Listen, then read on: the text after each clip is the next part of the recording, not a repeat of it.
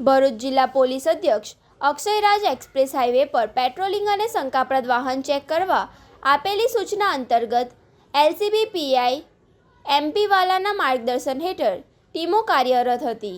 આ દરમિયાન એલસીબીના પીઆઈએ એવી સિયારિયાની ટીમે ચોક્કસ બાતમી મળી હતી કે બોલેરો પિકઅપમાં ડુંગળીની આડમાં દારૂ ભરીને સુરતથી વડોદરા તરફ જવામાં આવી રહ્યું છે।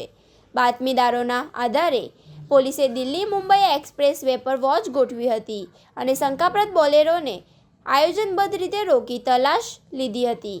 પોલીસે જ્યારે ગાડીના પાછળના ભાગે તપાસ કરી તો ઉપર ડુંગળીની ગુણો ભરેલી હતી, પરંતુ બુટલેગરોને આ ચાલાકી લાંબો સમય ટકી શકી નહીં।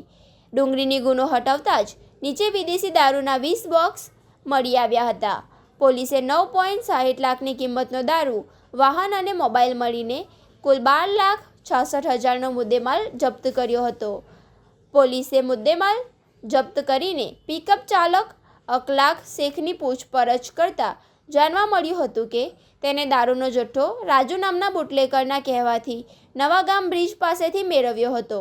આ જથ્થો વડોદરાના પાદરાકટ પાસે આવેલ સેલ કંપનીના પેટ્રોલ પંપ નજીક પહોંચાડવાનો હતો।